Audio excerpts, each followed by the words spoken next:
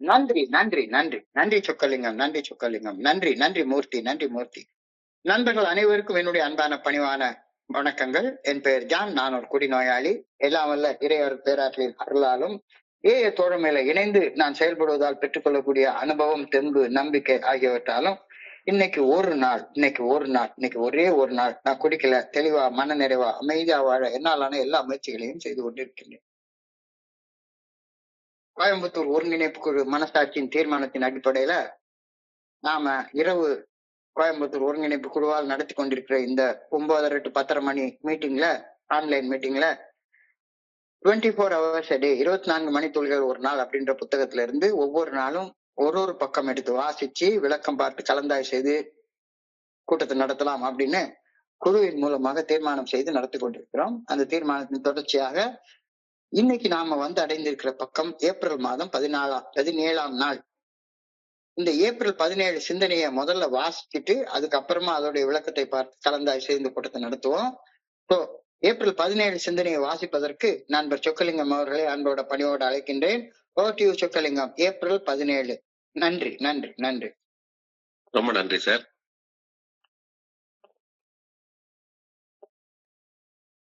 இருபத்தி 24 மணித்துளிகள் ஒரு நாள், ஏப்ரல் 17. தோழமையின் இன்றைய சிந்தனை. ஒவ்வொரு முறை நான் தோழமையின் கூட்டங்களில் பங்கேற்று பகிர்ந்து கொள்ளும் போது காலை உணவிற்கு முன் ஒரு புனிதமான இடத்தில், புனிதமான மௌனத்தில் சொல்லற சும்மா அமர்ந்திருந்து அமைதியாக தியானிக்கும் போது, உணவு உண்ணும் முன் நன்றி கூறி எனது பிரார்த்தனையை கூறும்போது, நான் தோழமை எனக்கு அளிக்கும் பாதுகாப்பு உத்தரவாதத்திற்கு செலுத்த வேண்டிய சந்தாவை செலுத்துகிறேன். என் சக குடிநோயாளிகளுக்கு பணி செய்யும் ஒவ்வொரு சமயத்தில் எனது குடிநோய்க்கு எதிரான பாதுகாப்பினை உறுதி செய்ய ஒரு பெரிய தொகையை சந்தாவாக செலுத்துகின்றேன். இவ்வாறு செய்வதன் மூலம் என் பாதுகாப்பு உத்தரவாத பத்திரம் காலாவதி ஆகிவிடாததை உறுதி செய்து கொள்கின்றேன். என் எஞ்சிய வாழ்நாட்களை எளிமையான முறையில் வாழ ஏதுவாக எனது தலனமற்ற தன்மைக்கும் ஆழ்மன அமைதிக்கும் உத்தரவாதம் அளிக்கும் ஒரு தத்துவத்திற்கு தொடர்ந்து சந்தா செலுத்தி வருகின்றேனா? இன்றைய தியானம். என் வாழ்வின் அனுபவங்களால் நான் இறையருட் பேராற்றலை புரிந்து கொள்கின்றேன். இந்த புரிதலின் மூலம் நான் இழந்து போயிருந்த நம்பிக்கையை மீண்டும் வந்தடைகின்றேன். நம்பிக்கையில் நான் வளர்ச்சி காண்கின்றேன். என் சக மனிதர்களிடம் கொள்ளும் அன்பு உறவுகளில் இறையருட் பேராற்றலின் பிரசனத்தை இடைவிடாது தொடர்ந்து அறிகின்றேன். இறையருட் பேராற்றலின் நல்ல ஒழுங்கான வழி நடத்துதல் என்னை தாங்கி வரும் உணர்வு நாளுக்கு நாள் அதிகரிப்பதை தொடர்ந்து தெரிந்து கொள்கின்றேன். இறையருட் பேராற்றல் வகுத்த வாழ்வின் நோக்கம் எண்ணற்ற நிகழ்வுகளில் என் வாழ்வில் நிறைவேறி வருவதை உணர்வதால் நான் தொடர்ந்து வளர்ச்சி காண்கின்றேன். இவை எல்லாம் படிப்படியாக எனக்கு ஆச்சரியமானது ஒரு உணர்வை அளிக்கின்றன. இறையருட் பேராற்றலுக்கு பணிவையும் நன்றி உணர்வையும் வளர்க்கின்றன. இறையருட் பேராற்றலின் நல்ல ஒழுங்கான வழிகாட்டுதல் மேல் வைக்கும் நம்பிக்கைக்கு உகந்து செயல்படவும் என் படைப்பின் நோக்கத்தின்படி வாழவும் எனக்கு இவை ஆற்றல் அளிக்கின்றன. இன்றைக்கான பிரார்த்தனை. எனது நம்பிக்கை நாளுக்கு நாள் உறுதிப்பட வேண்டும் என அன்புடன் வேண்டுகின்றேன். என் வாழ்வில் இனி நடக்கவிருக்கும் நல்ல காரியங்களை நான் உள்ள உறுதியோடு எதிர்நோக்க வேண்டும் எனவும் பணிவுடன் வேண்டுகிறேன். நன்றி சார். நன்றி, நன்றி, நன்றி, நன்றி, நன்றி, நன்றி சொக்கலிங்கம், நன்றி சொக்கலிங்கம். நண்பர்கள் அனைவருக்கும் என் பணிவான வணக்கங்களை மீண்டும் ஒரு முறை தெரிவித்துக் கொள்கிறேன். என் பெயர் ஜான். நான் ஒரு குடிநோயாளி. எல்லாம் வல்ல இறைவனோட அருளாலையும் தோழமையில இணைந்து செயல்படுவதால் நான் பெற்றுக்கொள்ளக்கூடிய அனுபவம், தெம்பு, நம்பிக்கையாலையும் இன்னைக்கு ஒரே ஒரு நாள் நான் குடிக்கல, தெளிவா, மன நிறைவா, அமைதியா வாழ என்னாலான எல்லா முயற்சிகளையும் செய்து கொண்டிருக்கின்றேன்.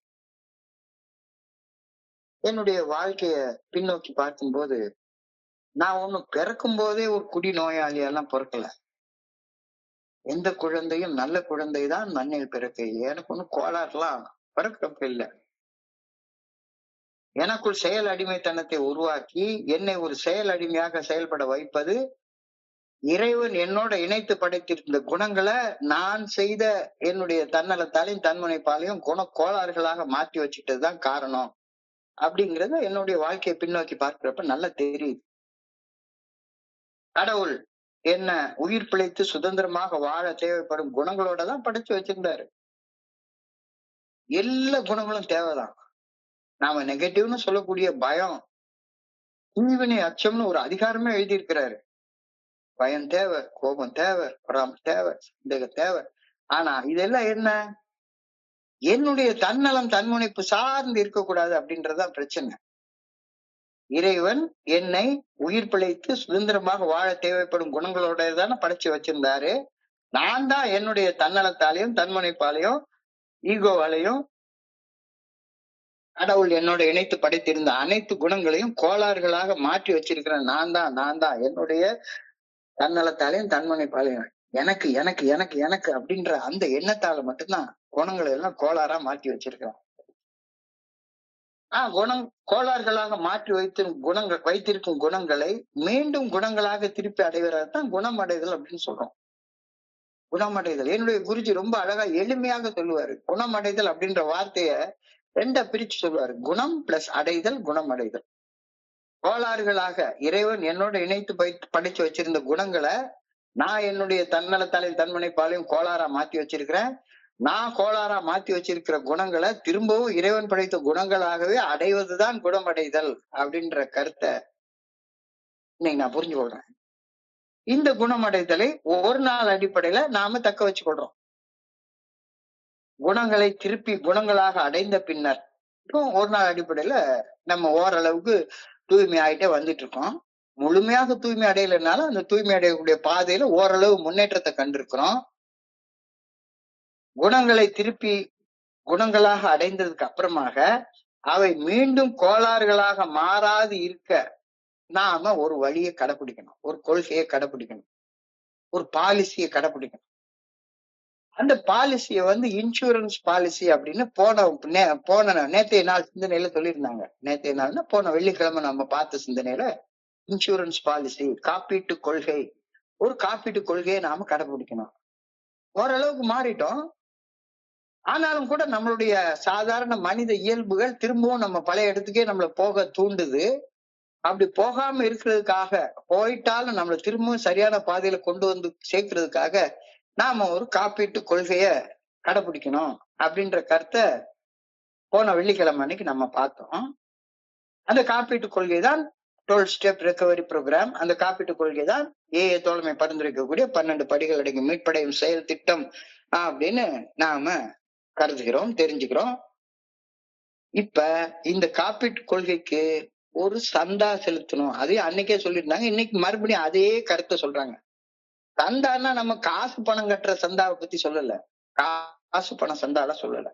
இந்த காப்பீட்டு கொள்கைக்கு, அதாவது 12 படிகள் அடங்கிய மீட்படையும் செயல் திட்டத்தை வாழ்க்கையாக வாழ்றதற்கு அன்றாடம் நாம ஒரு குறிப்பிட்ட செயல்களை செய்ய வேண்டிய அந்த குறிப்பிட்ட செயல்களை தான் சந்தான்னு சொல்றாங்க. ஒரு சந்தா செலுத்த வேண்டியது அவசியப்படுகின்றது. இந்த காப்பீட்டு சந்தா அளிப்பதன் முக்கியத்துவத்தை போன நேற்றைய சிந்தனையிலேயே நம்ம பார்த்தோம். ஆராய்ந்து டீப்பா அலசி ஆராய்ஞ்சு பார்த்தோம். இன்னைக்கு நம்முடைய குணங்கள் மீண்டும் குணக்கோளாறுகளாக மாறும் அபாயத்திலிருந்து நம்மை பாதுகாத்து கொள்ள நாம என்னென்ன சந்தா செலுத்தணும் அப்படின்னு ஒரு 3 சந்தா விஷயங்களை சொல்லியிருக்காரு இன்னைக்கு சிந்தனையில.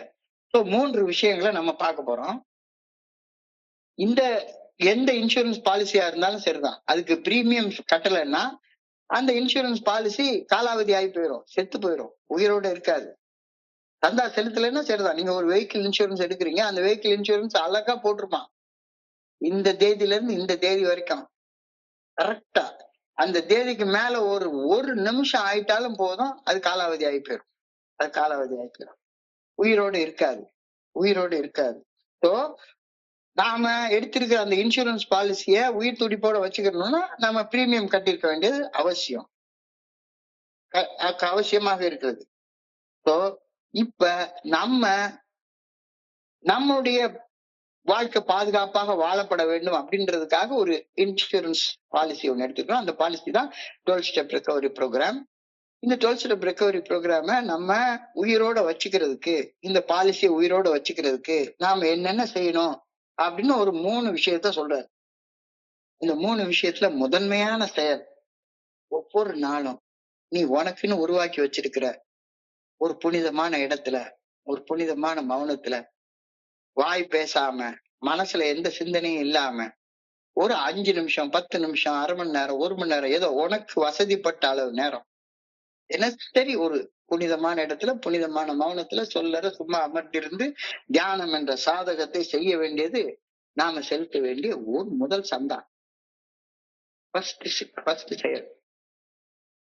தினசரி அன்றாடம் ஒரு குறிப்பிட்ட அளவு நேரம், அது அந்த நேரம் நீங்களே பிக்ஸ் பண்ணீங்க. ஜஸ்ட் 2 நிமிஷமானாலும் சரி, 5 நிமிஷமானாலும் சரி, 10 நிமிஷம், 15 நிமிஷம், அரை மணி நேரம், 1 மணி நேரம், ஏதாச்சும் ஒரு குறிப்பிட்ட அளவு நேரம். நான் செய்யும் தியானம் என்ற சாதகம் என்னுடைய குணங்கள் மீண்டும் கோளாறுகளாக மாறாது இருக்கக்கூடிய பாதுகாப்பை உறுதி செய்ய நான் செலுத்த வேண்டிய சந்தா ஆகும் அப்படின்ற கருத்தை இன்னைக்கு ஃபர்ஸ்ட் செலுத்த வேண்டிய பிரீமியம் டெய்லி மெடிடேட் பண்ண கத்துக்கிறோம். டெய்லி உன்னுடைய வாழ்க்கையில மெடிடேட் பண்றதுக்கு ஒரு குறிப்பிட்ட நேரத்தை பிக்ஸ் பண்ணிக்கிறோம். அதிகாலை எழுந்த உடனே படுக்க போறதுக்கு முன்னால் கண் விழித்து எழுகிறத பிறப்புன்னும், கண் மூடி தூங்குறத இறப்புன்னும் நாம தெரிஞ்சுக்கிறோம். உறங்குவது போலும் சாக்காடு, உறங்கி விழிப்பது போலும் பிறப்பு. ஸோ டெய்லி கண்ணு முழிச்ச உடனேயே ஒரு 2 நிமிஷம், 5 நிமிஷம், 2 நிமிஷம், 5 நிமிஷம் நீ கண்ணை மூடி புனிதமான ஒரு இடத்துல சுத்தமாக அமர்ந்து இந்த சாதகத்தை செய்யு.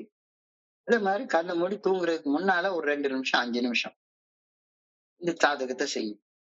அன்றாடம் நீ செய்யக்கூடிய இந்த சாதகம், தியானம் என்ற சாதகம், உன்னுடைய குணங்கள் மீண்டும் குணக்கோளாறுகளாக மாறாது இருக்கும் பாதுகாப்பை உறுதி செய்வதற்கு நீ செலுத்த வேண்டிய சந்தா, பிரீமியம் அப்படின்னு சொல்ற. சோ முதன்மையான பிரீமியம் ஒவ்வொரு நாளும் தியானம் பண்றது. இரண்டாவதாக, இன்னைக்கு நான் உயிர் பிழைத்திருக்க தேவையான உணவு என்கிட்ட இருக்கு, நான் உடுத்திக் கொள்றதற்கு தேவையான உடைகள் என்கிட்ட இருக்கிறது, நான் இருக்கிறதுக்கு ஒரு வீடு இருக்குது. இந்த அடிப்படை தேவைகள் பூர்த்தி அடைந்ததற்காக கடவுளுக்கு நான் நன்றி சொல்லணும்.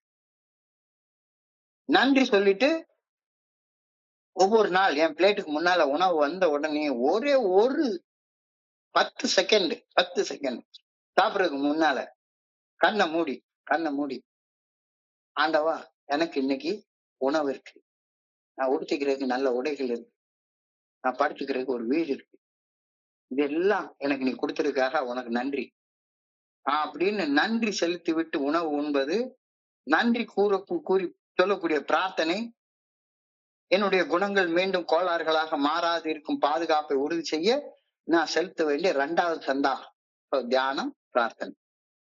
இந்த பிரார்த்தனையை எப்ப சொல்றாரு? டெய்லி நீ ஒரு தடவை சாப்பிடுறதுக்கு முன்னாலேயும் ஒரு 10 செகண்ட், ரொம்ப எல்லாம் வேண்டாம், 10 செகண்ட்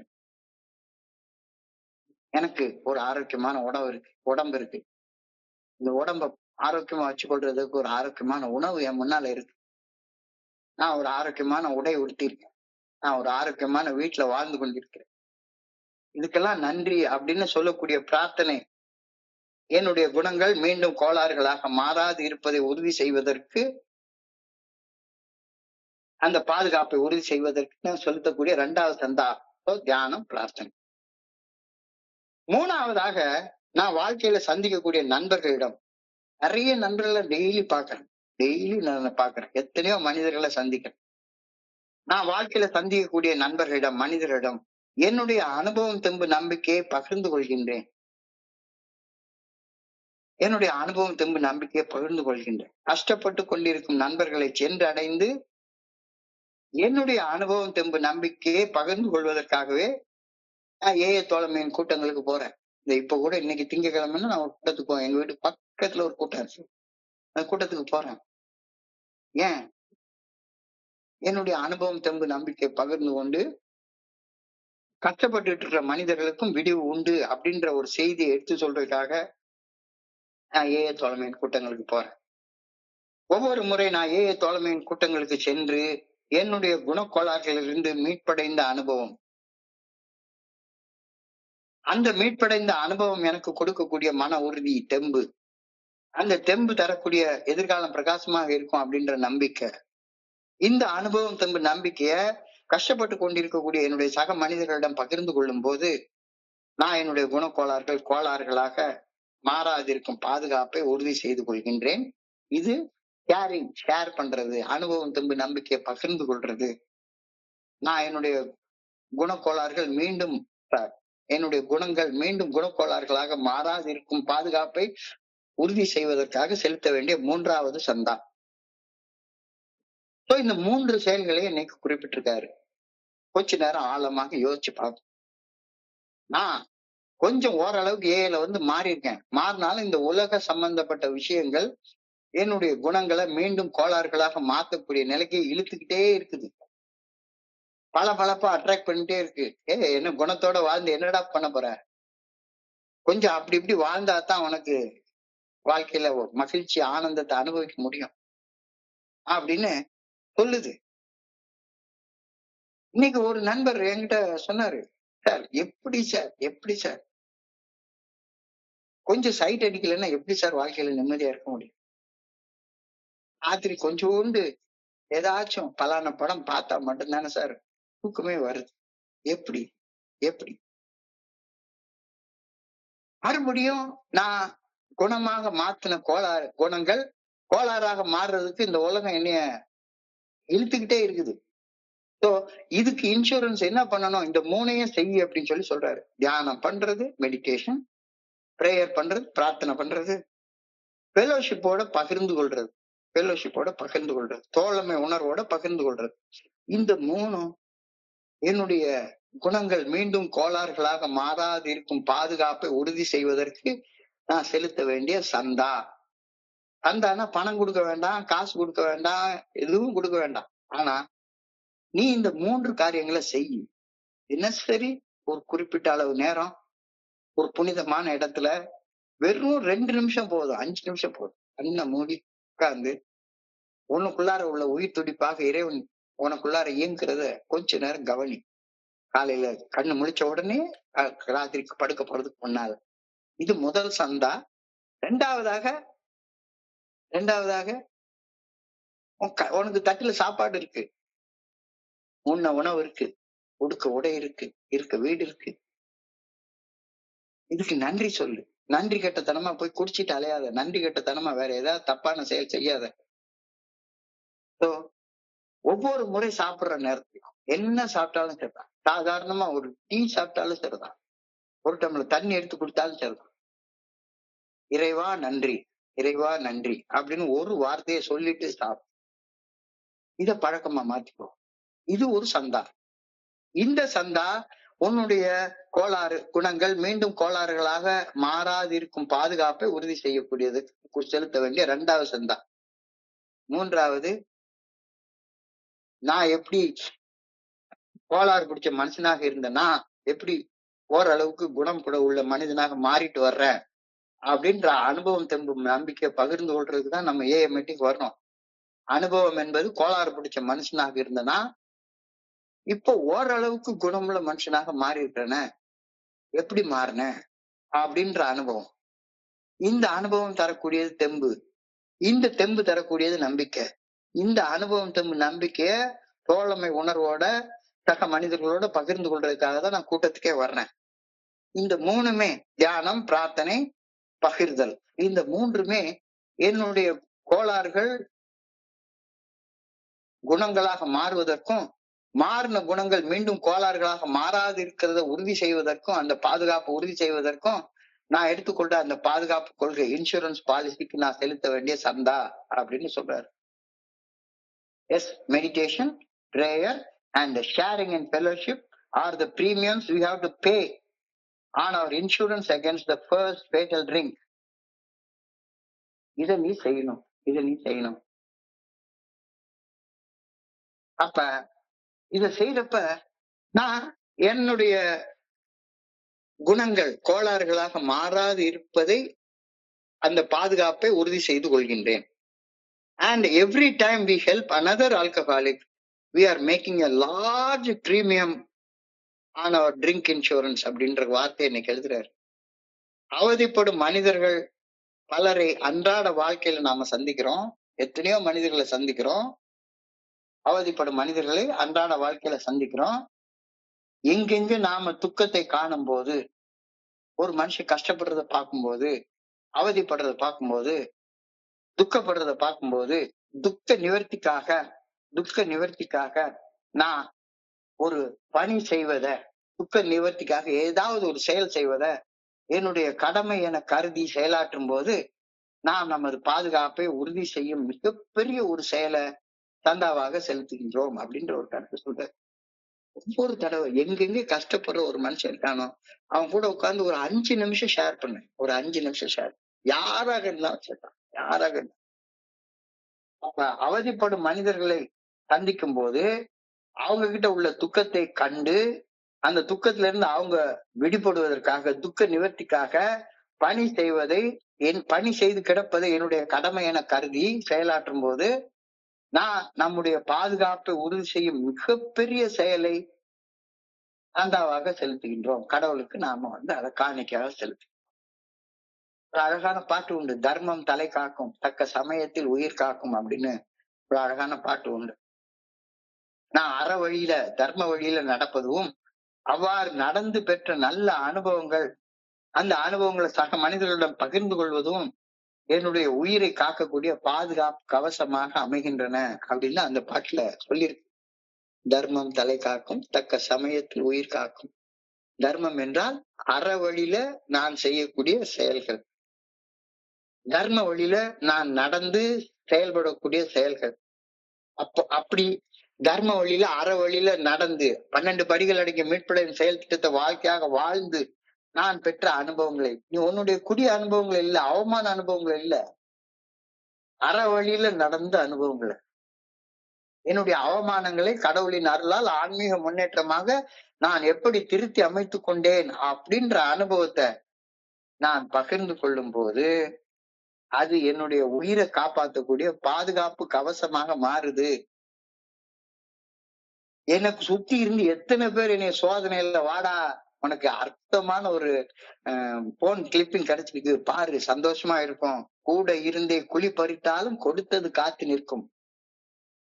உலகத்துல நிறைய பேரு, வா என்னைய வச்சு பணம் சம்பாதிக்க 1000 பேர் இருப்பான், வா இந்த வேலையை செய்ய, எனக்கு 1 லட்ச ரூபாய் கிடைக்கும், உனக்கு 50,000 ரூபாய் தர, எனக்கு 50,000 ரூபாய், 2 பேரும் சேர்ந்து இந்த மோசமான செயலை செய்வோம். கூட இருந்தே குழி பறித்தாலும் கொடுத்தது காத்து நிற்கும். உன்னுடைய அனுபவம், தெம்பு, நம்பிக்கை, நீ பகிர்ந்து கொண்டது உன்னை காத்து நிற்கும். உன்னை எவனாச்சும் ஒருத்தன் தலைகுப்புற நிலை தடுமாற வச்சு வைக்கக்கூடிய ஒரு செயலை செஞ்சாலும், நீ செலுத்திய காப்பீட்டு சந்தா உன்னை காத்து நிற்கும், உன்னை காத்து நிற்கும். கீழே விழுந்துட மாட்ட, பயப்படாத. மலை போலே வரும் சோதனை யாவும் பனி போல் நீங்கிவிடும். மலை போலே வரும் சோதனை, எவ்வளவு பெரிய சோதனை வந்தாலும் சரிதான், அது கதிரவனை கண்ட பனி போல உன்னை விட்டு நீங்கி போயிடும். ஆனா நீ சந்தா செலுத்திக்கிட்டே இருக்கணும். நீ செலுத்த வேண்டிய சந்தா தியானம், பிரார்த்தனை, பகிர்தல். தியானம், பிரார்த்தனை, பகிர்தல். தியானம், பிரார்த்தனை, பகிர்தல். இந்த 3 சந்தாவையும் கரெக்டா செலுத்திட்டே இருக்கணும். இன்சூரன்ஸ் பாலிசியில பிரீமியம் கட்டலைன்னா பாலிசி காலாவதி ஆயிடும். அதுக்கப்புறம் உனக்கு பாதுகாப்பே கிடையாது. So I must make sure that my policy does not lapse. என்னுடைய காப்பீட்டு கொள்கை, என்னுடைய இன்சூரன்ஸ் பாலிசி காலாவதி ஆகி விடாமல் அதனை உயிர் துடிப்போட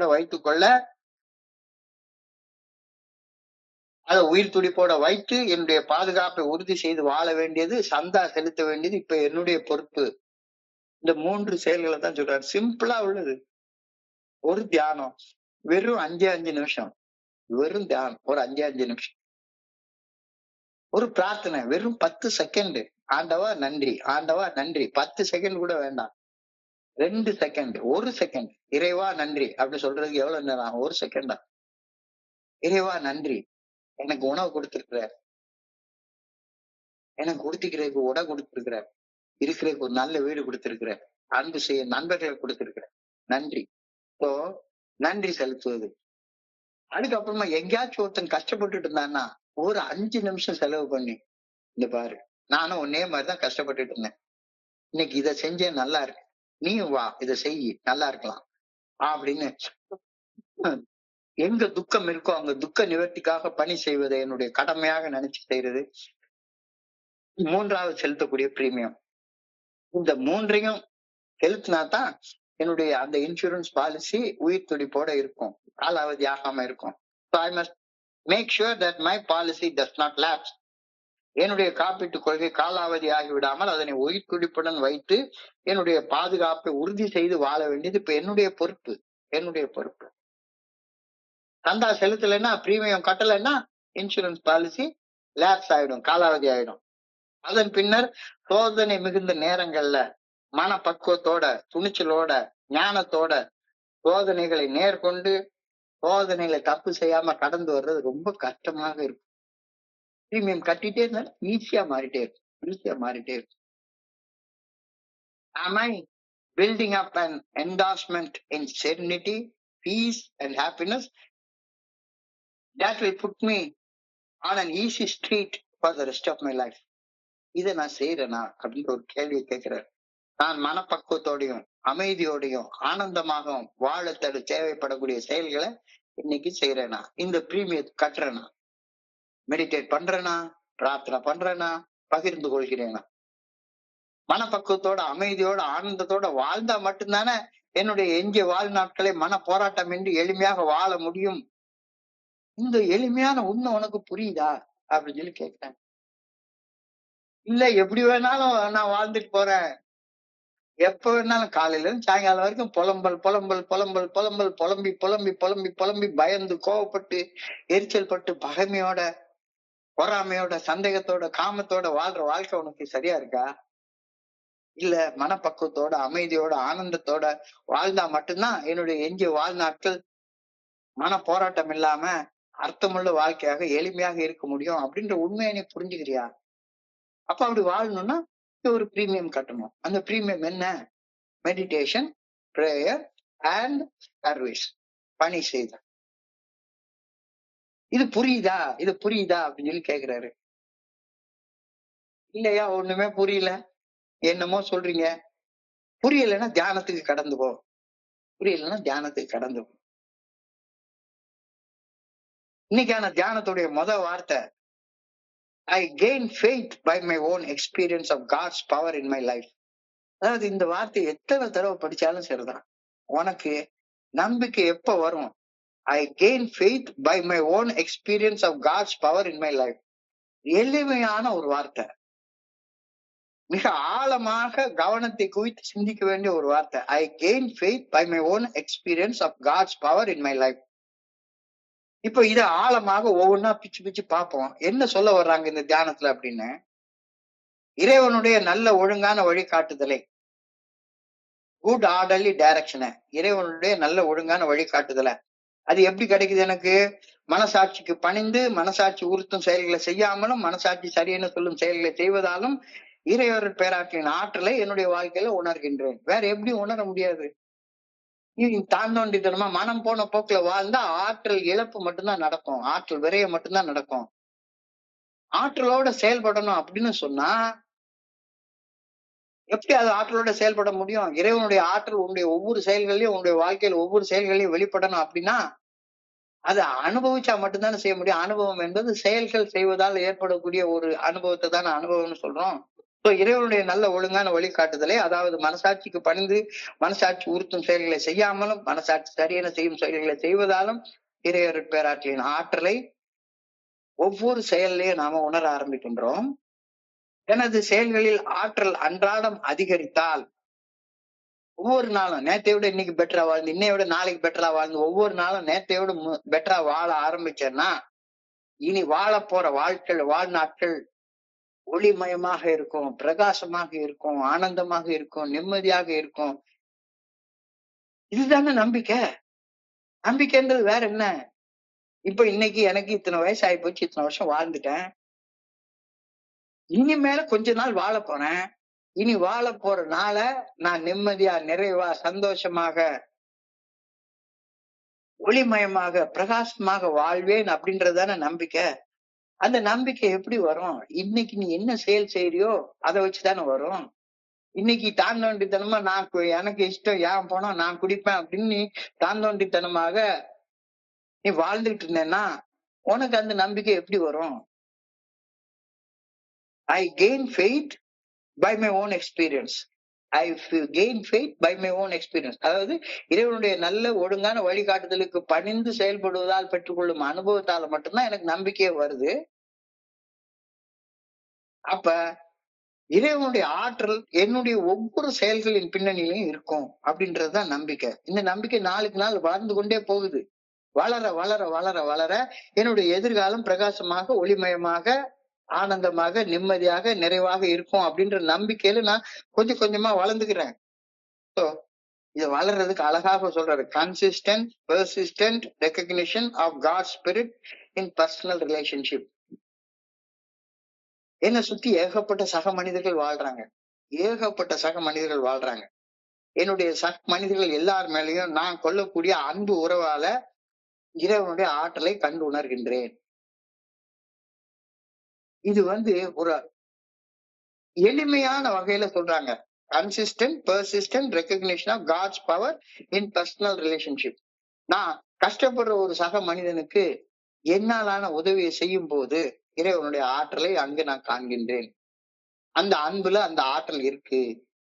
அதை நான் தொடர்ச்சியாக விடாமுயற்சியோட செய்யும் போது இறைவனுடைய ஆற்றலை காண்கின்றேன். ஒண்ணு.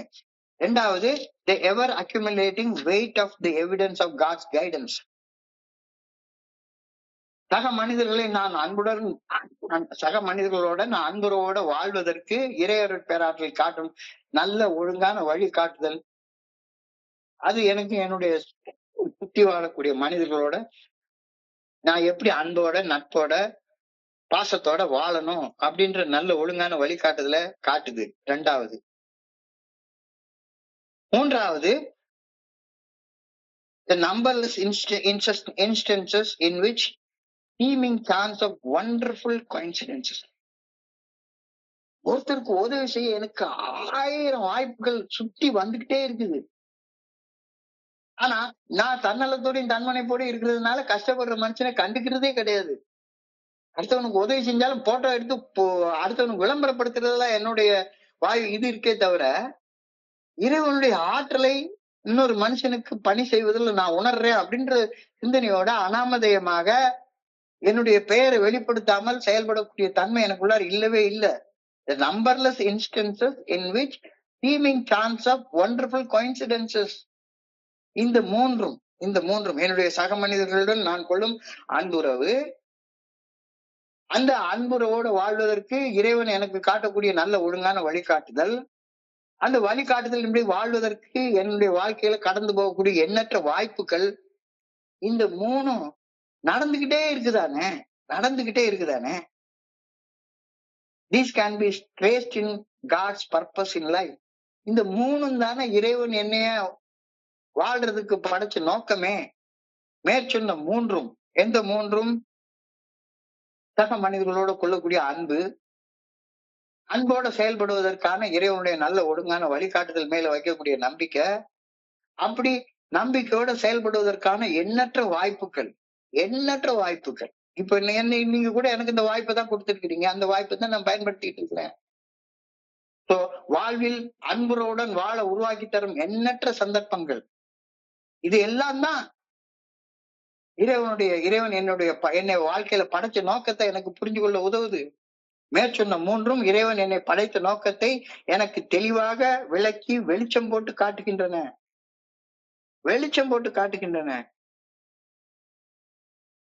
All these three things engender a feeling of wonder, humility and gratitude of God. Engender அப்படின்னா தோற்றுவிக்குது, உருவாக்குது. இந்த மேலே சொன்ன மூன்றும் என் மனசுக்குள்ளார அடைப்புடைய பிரம்மாண்டத்தை எனக்கு காட்டுது. ஆச்சரியமா இருக்குது. ஆஹா, அந்த ஜனவரி 1ஆம் தேதி நான் ஒரு அற்புதம் அப்படின்ற தலைப்போட தான் இந்த வருஷத்தையே ஆரம்பிச்சோம். நான் ஒரு அற்புதம், ஆச்சரியமான மனுஷன். என்னால இவ்வளவு சக்தியோட செயல்பட முடியுதா? ஒரு ஆச்சரியமான உணர்வை உண்டாக்குது. ஆச்சரியமான உணர்வு உண்டாகணும்னு இந்த ஆச்சரியமான உணர்வு எனக்குள்ளார வர்றதுக்கு நான் யாரு? நான் ஒரு சாதாரண குடிநோயாளி. ஒண்ணுத்துக்கும் லாயக்கு இல்லாத ஒரு மனுஷன். ஒண்ணுத்துக்கும் லாயக்கு இல்லாத மனுஷன். ஆனா எனக்குள்ளார இவ்வளவு ஆற்றல ஆண்டவன் காட்டுறானே அப்படின்ற ஹியூமிலிட்டி, பணிவு பணிவு அது வந்துருது. 3வது நன்றி உணர்ச்சி, gratitude. All these three things engender a feeling of wonder, humility and gratitude to the good orderly direction of God. இது எல்லாம் நீ பாத்துக்கோ, புரிஞ்சுக்கோ அப்படின்னு அழகா சொல்றாங்க. These in turn are followed by more and more abiding faith in God and His purpose. இது எல்லாம் நல்லா தெரியுது, நல்லா தெரியுது. ஆனா எனக்கு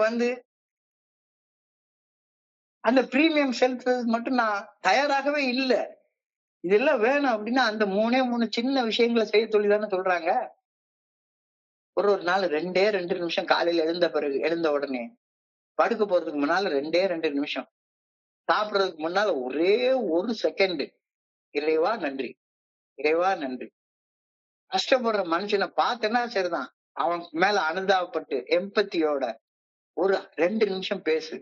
கஷ்டப்பட தேவையில்லப்பா, கடவுளுடைய ஆற்றல் எல்லாருக்குள்ளார இருக்கு, உனக்குள்ளார இருக்குது, நீ இந்த பிரீமியத்தை செலுத்தினா பாதுகாப்பா வாழலாம் அப்படின்னு சொல்லு. These in turn are followed by more and more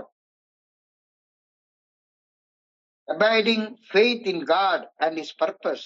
இந்த ஆச்சரியமான உணர்வு, இந்த பணிவு உணர்வு, இந்த நன்றி உணர்வு இறைவனுடைய படைப்பின் நோக்கத்தின் மேல் தொடர்ந்து நம்பிக்கை வைத்து செயல்பட வைக்கின்றது.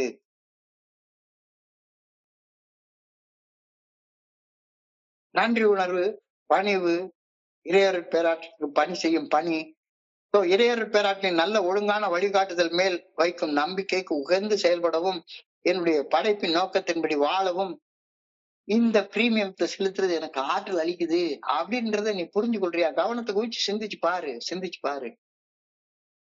ஒரு மனுஷன், எனக்கு முன்னால போன மனுஷன் எனக்கு இத சொல்லி கொடுத்தாரு, நான் செஞ்சேன், எனக்குள்ளார இந்த ஆற்றல் வளர்ந்திருக்கு. நான் இந்த மீட்டிங்ல கோயம்புத்தூர் ஒருங்கிணைப்பு குழுவோடைய நம்பிக்கை பெற்ற ஒரு வேலைக்காரனாக இதை நான் தொடர்ந்து செய்யக்கூடிய ஆற்றல் எனக்கு எங்கிருந்து வருது? சத்தியமா குடிகாரனாகிய எனக்கு அந்த ஆற்றல் கிடையாது. ஆற்றல் கிடையவே கிடையாது. அப்ப இந்த ஆற்றல் எங்கிருந்து வந்துச்சு? இது அந்த பிரீமியத்தை கட்டுறதுனால, அந்த பிரீமியத்தை தவறாம செலுத்துறதுனால. நான் செலுத்தினா எனக்கு இந்த ஆற்றல் வந்திருக்கு அப்படின்னு உங்ககிட்ட பகிர்ந்து கொள்றேன். உங்களுக்கு இருக்கிறது எனக்கு வேணும் அப்படின்னா நீயும் அந்த பிரீமியத்தை கட்டு, அந்த பிரீமியத்தை செலுத்து. இல்ல உங்களுக்கு இருக்கிறது எனக்கு வேண்டாம் அப்படின்னா மீட்டிங்க காலி பண்ணிட்டு போயிட்டே இரு. யாரு கேட்டா ஒண்ணு எங்க? ரொம்ப அழகான ஒரு தியானத்தை கொடுத்திருக்காங்க. எனக்கு இந்த படைப்பை பார்த்து ஆச்சரியமா இருக்குது, இந்த ஃபெலோஷிப்பை பார்த்து ஆச்சரியமா இருக்குது, ஒரு ஆச்சரிய உணர்வு. அந்த ஆச்சரிய உணர்வு வர்றப்ப கை தானா கும்பிடுது. எவ்வளவு பெரிய இறைவன் நீ, நான் எவ்வளவு சின்னோண்டு அணு போல ஒரு ஆளு, அணுக்கு புலப்படாத ஒரு மனுஷன், எனக்குள்ளார இவ்வளவு ஒரு ஆற்றலாம். அந்த பணிவு வருது. இந்த பணிவு வர்றப்ப என் கடன் பணி செய்து கிடப்பதுவே அப்படின்ற படைப்பின் நோக்கம் புரிய வருது. இந்த 3ஐயும் சேர்த்து செய்யறதுக்குதான் நீ படைக்கப்பட்டிருக்கிற அப்படின்றது தெளிவா புரிய வருது. தியானத்தை முடிச்சு பிரேயருக்கு தொடர்ந்து போ. I pray that my faith may be strengthened every day. என்னுடைய நம்பிக்கை நாளுக்கு நாள் உறுதிப்பட்டு கொண்டே போக வேண்டும் என அன்புடன் வேண்டுகின்றேன். நேற்றையோட இன்னைக்கு கொஞ்சம் நம்பிக்கை உறுதிப்படணும். இன்னைக்கோட நாளைக்கு ஒவ்வொரு நாளும் என்னுடைய நம்பிக்கை நாளுக்கு நாள் உறுதிப்பட்டு கொண்டு போக வேண்டும் என அன்புடன் வேண்டுகின்றேன். I pray that my faith may be strengthened every day. I pray that I may find confirmation of my life in good things that have come into my life. என் வாழ்வில் இனி நடக்கவிருக்கும் நல்ல காரியங்களை நான் உள்ள உறுதியுடன் எதிர்நோக்க வேண்டும் எனவும் பணிவுடன் வேண்டுகின்றேன். நிறைய நண்பர்கள் நான் பார்க்கிறேன், எனக்கெல்லாம் நல்லது நடக்குமா? எனக்கெல்லாம் எப்படி நல்லது நடக்கும்? நான் இவ்வளவு மோசம் செஞ்சிருக்கேனே. பயம். ஒரு நண்பர் சொல்றாரு, நான் இவ்வளவு மோசமா குடிக்காரனா வாழ்ந்துட்டேன், என் பிள்ளைக்கு என்னைய பார்த்து வளர்ந்துருக்கான், என் பிள்ளை நல்லா வருவானா, வரமாட்டானே அப்படின்ற பயம். இந்த பயம் என்ன பண்ணுது? அந்த பையனை கண்டிக்க வைக்குது. அவன் இன்னும் கொஞ்சம் அடம் பிடிக்க ஆரம்பிக்கிறான். உடனே என் பையன் நான் சொன்னபடி நடக்க மாட்டேங்கிறான் அப்படின்னு ஒரு பயம் வந்த உடனே இவர் நேரா சாராய கடைக்கு போய் ஒரு குவார்டரை போட்டுல பாட்டுட்டா எல்லாம் சரியாகி போயிரும். அந்த நேரத்துக்கு மறந்துடலாம் அப்படின்னு நினைக்கிறாரு. வீட்டுக்குள்ளார சண்டை போடுறது இது எல்லாமே. இன்னைக்கு பிரேயர்ல அதை சொல்றாங்க, என் வாழ்வில் இனி நடக்கவிருக்கும் நல்ல காரியங்களை நான் நம்பிக்கையோட உள்ள உறுதியோட எதிர்நோக்க வேண்டும் என பணிவுடன் கேட்டுக்கொள்கின்றேன், பணிவுடன் வேண்டுகின்றேன். இவ்வளவு அழகான தியானம் கொடுத்திருக்காங்க. இவ்வளவு அழகான தியானம் கொடுத்திருக்காங்க. So, இன்றைய சிந்தனைய தொகுத்து வழங்கி பார்ப்போம். சுருக்கமாக ஒரு ரீகேப் பண்ணி பார்ப்போம். நான் பிறக்கிறப்பே ஒண்ணும் கோளாறு பிடிச்ச மனுஷனாக பிறக்கல. என்னுடைய செயல் அடிமைத்தனத்தை உருவாக்கி எனக்குள்ளார நான் தான் உருவாக்குனேன். நான் தான் செயல் அடிமையாக செயல்பட்டேன். இறைவன் என்னோட படைத்திருந்த அந்த குணங்களை கோளாறுகளாக மாற்றி வச்சிட்டேன். இப்ப வந்து கொஞ்சம் கொஞ்சமா கோளாறு பிடிச்சேன்னா குணமடைய ஆரம்பிக்கிறேன். குணமடைதல் என்பது குணங்களை, கோளாறு பிடிச்ச குணங்களை மீண்டும் குணங்களாக திருப்பி அடைதல். குணம் பிளஸ் அடைதல், குணமடைதல். இந்த குணமடைதல்ல எனக்கு ஏகப்பட்ட த்ரெட் இருக்கு. அந்த த்ரெட், இந்த த்ரெட் எல்லாம் விளக்கணும் அப்படின்னு சொன்னா நான் ஒரு பாதுகாப்பு கொள்கை, இன்சூரன்ஸ் பாலிசி எடுக்கணும். அந்த இன்சூரன்ஸ் பாலிசியை தான் 12 ஸ்டெப் ரெக்கவரி ப்ரோக்ராம், 12 படிகள் அடங்கிய மீட்படை செயல் திட்டம் அப்படின்னு சொல்றோம். இந்த பாலிசி எடுத்தேன். இந்த பாலிசி எடுக்கிறதுக்கு ஒரு பிரீமியம் கட்டணும். பிரீமியம்னா பணத்தால கட்டுறது கிடையாது, செயல்களால கட்ட வேண்டிய பிரீமியம். 3 செயல்களை கொடுத்திருக்கிறாங்க. ஒவ்வொரு நாளும் ஒரு 2 நிமிஷம் 5 நிமிஷம் காலங்காத்தாலையும் நைட்டும் ப்ரேயர் பண்ண, மெடிடேட் பண்ண. புனிதமான மௌனத்துல, புனிதமான ஒரு இடத்துல சொல்லற சும்மா அமர்ந்திருந்து இறைவனுடைய நல்ல ஒழுங்கான வழிகாட்டுதலை, இறைவனுடைய ஆற்றலை உள்வாங்கு. ஒரு 2 நிமிஷம் 5 நிமிஷம் இந்த மெடிடேஷனை பண்ணு. இது முதல் பிரீமியம். 2வது, ஒவ்வொரு தடவை சாப்பிடுற நேரத்துலயும் எனக்கு சாப்பாடு இருக்கு, எனக்கு போட்டுக்கிற துணி இருக்கு, இருக்கிறதுக்கு ஒரு வீடு இருக்கு, என்னுடைய அடிப்படை தேவைகள் நிறைவேறி இருக்கின்றன, ஆண்டவா நன்றி அப்படின்னு ஒரு சின்ன பிரேயரை சொல்லிட்டு சாப்பிட ஆரம்பி. 2வது பிரீமியம். 3வது பிரீமியம், எங்கெங்க கஷ்டப்படுற ஒரு மனுஷனை பார்த்தாலும் சரிதான், ஏப்பா நானும் ஒன்னே மாதிரிதான் கஷ்டப்பட்டுட்டு இருந்தேன், இத செஞ்சா நல்லா இருக்கேன், நீயும் செஞ்சா நல்லா இருக்கலாம் அப்படின்னு பகிர்ந்து கொள். இது 3வது பிரீமியம். இந்த 3 பிரீமியத்தை நீ செலுத்துற நேரத்துல உன்னுடைய வாழ்க்கைக்கு பாதுகாப்பு உத்தரவாதம் செய்யப்படுகின்றது. இதை செய்யி. மலை போல ஒரு சோதனையாவும் பனி போல் நீங்கிவிடும், தர்மம் தலை காக்கும். நீ அற வழியில நடந்து வாழ்ந்த அனுபவம் உன்னை தலை காக்கும், உன்னுடைய தலையை காத்துக்கும், கண்டிப்பா காத்துக்கும். பிரீமியத்தை ஒழுங்கா கட்டிக்கிட்டு வர்றியா? உன்னுடைய இனி வாழப்போற வாழ்க்கை ஆனந்தமாக இருக்கும் அப்படின்றத உறுதி செய்வதற்கு தேவையான அந்த பிரீமியத்தை, அந்த சந்தாவை கட்டிட்டு வரியா? கட்டலன்னா தியானத்துக்கு போ. நம்பிக்கை இல்ல, இந்த பிரீமியத்தை செலுத்தணுன்ற நம்பிக்கை உனக்கு இல்ல, அதனாலதானே கட்ட மாட்டேங்கிற. நம்பிக்கை எப்படி வரும்? I gain faith by my own experience. அனுபவத்தாலதான் நம்பிக்கை வரும். அனுபவம் எப்படி வரும்? இறைவனுடைய நல்ல ஒழுங்கான வழிகாட்டுதலுக்கு பணிந்து செயல்பட செயல்பட செயல்பட செயல்பட தானே அனுபவம் வரும். அந்த அனுபவம் உனக்கு நம்பிக்கையை கொடுக்கும். செயல்படு. என்னுடைய சக மனிதர்களை நான் அன்போட சென்று அடையணும். 2வது, அவங்கள்ட்ட சக மனிதர்களோட நான் அன்பரோட வாழ்வதற்கு எனக்குள்ளார மனசாட்சி நல்ல ஒழுங்கான வழிகாட்டுதலை காட்டுது அப்படின்னு நான் தெரிஞ்சுக்கணும். இதற்கான வாய்ப்பு இல்லையே அப்படிலாம் சொல்லாத, அதற்கான வாய்ப்புகள், ஏகப்பட்ட வாய்ப்புகள் இருக்கு. சோ மேற்சொன்ன 3ம் இறைவன் என்னை படைத்த நோக்கத்தை எனக்கு தெளிவாக வெளிச்சம் போட்டு காட்டுகின்றன. மேற்சொன்ன 3ம் என் மனதினுள் ஒரு ஆச்சரியமான உணர்வுனா என்ன? A feeling of wonder. நான் ஒரு அற்புதம் அப்படின்ற உணர்வு, அந்த அற்புதம் என்ற உணர்வை தொடர்ந்து நான் இறைவனுக்கு பணிந்து வாழ வேண்டும் என்ற பணிவு என்ற உணர்வு, என்னை ஆண்டவன் எவ்வளவு நல்ல நிலைமையில வச்சிருக்கான் அப்படின்ற நன்றி உணர்வு, இந்த 3ஐயும் எனக்குள்ளார கொடுக்குது, என்னை செயல்பட வைக்குது. இது 3க்காகவும் பிரேயர் பண்ணேன். I pray that my faith may be strengthened. ஒவ்வொரு நாளும் நேரத்தை விட இன்னைக்கு என்னுடைய நம்பிக்கை உறுதியாக இருக்கணும். ஒவ்வொரு நாளும் இனிமே நான் எப்படி வாழ போறனோ, என் குடும்பம் என்ன ஆகுமோ, எனக்கு சாப்பாடு கிடைக்குமோ, அது இருக்குமோ, இது இருக்குமோ, என்னுடைய எதிர்காலம் இருட்டால இருக்குது அப்படி சொல்லாது. என்னுடைய எதிர்காலம் பிரகாசமா இருக்குது, ஒளிமயமா இருக்குது. இனி வாழ போற வாழ்க்கையை நான் ஆனந்தமாக வாழ்வேன் அப்படின்ற நம்பிக்கை. ஏன்னா இன்னைக்கு உனக்கு உணவு இருக்கு, இன்னைக்கு உனக்கு உடுத்த உடை இருக்கு, இருக்க வீடு இருக்கு, உனக்கு வழிகாட்ட இறைவன் இருக்கிறாரு, மனசாட்சி இருக்குது உனக்கு இன்னுக்குள்ளார. உன்னுடைய நீ உன்னுடைய வாழ்க்கையில உன்னுடைய பணி செய்வதற்கு உன்னை சுற்றி சக மனிதர்கள் இருந்துகிட்டே இருக்கிறாங்க. சோ தியானம், பிரார்த்தனை, பகிர்தல், இந்த மூன்றும் நான் செலுத்த வேண்டிய சந்தா. இது செலுத்தினேன்னா your faith will be strengthened. என்னுடைய நம்பிக்கை நாளுக்கு நாள் உறுதிப்பட வேண்டும் என அன்புடன் வேண்டுகின்றேன். என் வாழ்வில் இனி நடக்கவிருக்கும் நல்ல காரியங்களை நான் உள்ள உறுதியுடன் எதிர்நோக்க வேண்டும் என. நல்லதுதான் நடக்கும், நல்லது செஞ்சா நல்லது மட்டும்தான் நடக்கும், கெட்டது செஞ்சாலும் கெட்டது நடக்கும். இன்னைக்கு நீ நல்லது செஞ்சுட்டு நாளைக்கு கெட்டது நடக்க வாய்ப்பே கிடையாதுன்னு உறுதியா நம்பு. நம்பி நல்லதை செய். நம்பினோர் கெடுவதில்லை, 4 முறை தீர்ப்பு. நல்லவர்க்கும் குடி நோயாளிகளுக்கும் ஆண்டவனே காப்பு. இத புரிஞ்சுக்கோ, புரிஞ்சுக்கோ. ரொம்ப அழகாக, எளிமையாக, அர்த்தமுள்ள வகையில ஒரு சிந்தனையும் ஒரு தியானத்தையும் ஒரு பிரார்த்தனையும் நமக்கு கொடுத்திருக்கிறாங்க. சோ இன்றைய பகுதியை படிக்கிறப்ப என் மனதை கடந்து சென்ற சிந்தனைகளை உங்க கூட பகிர்ந்து கொள்ள இந்த அற்புதமான வாய்ப்பை வழங்கியமைக்கு மிகுந்த பணியோட நான் நன்றி சொல்லிக்கிறேன். மிகுந்த பணியோட நான் நன்றி சொல்லிக்கிறேன். இந்த இரவு பொழுது நண்பர்கள் அனைவருக்கும் இனிமையான இரவாக அமைய இறைவனை பணியோடு வேண்டிக் கொள்கின்றேன். நன்றி, நன்றி, நன்றி, நன்றி, நன்றி, நன்றி. வாழ்க வையம், வாழ்க வளமுடன். Thank you so much, thank you so much. Over to you, Pukalingam. Thank you very much. Thank you very much.